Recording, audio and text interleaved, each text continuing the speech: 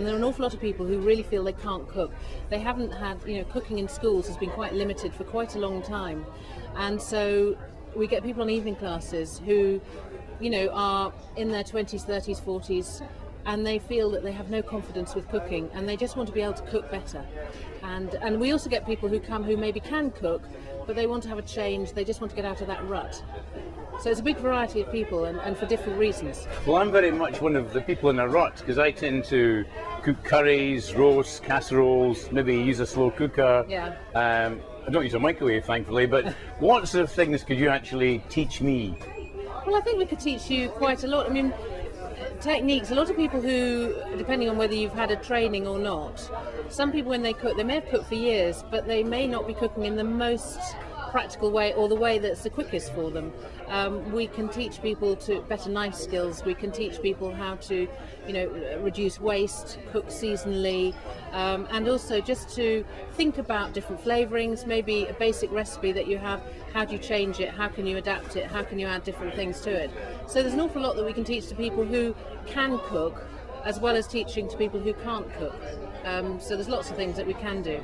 I think to buy locally, if you've got good shops near you, good sort of local shops, I think you should definitely use them and go in them, and they will stay there.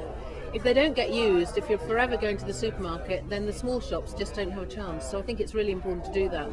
But at the same time, I do think that there are times that you can't get everything you need. You can't necessarily, unless you've got a flour mill on the doorstep, you're not necessarily going to get the flour from down the road. So you do have to look further afield as well.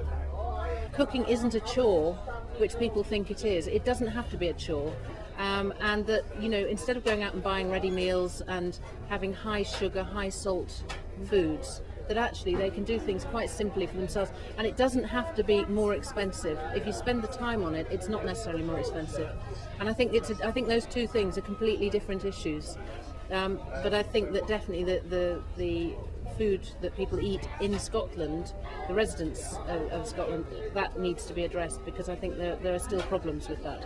This is obviously your first appearance here at this Taste of Scotland Yes. event. How important is this event for promoting your cook school?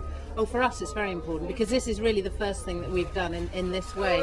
We're complete novices at it, so we're just hoping that what we've done is the right thing. And no, we're very excited about it actually. So we've been preparing like mad and getting leaflets done and making lots of little cakes and things for people to sample, to try and tempt them in to come and talk to us. So it is really important for us. All the very best. Thank you very much.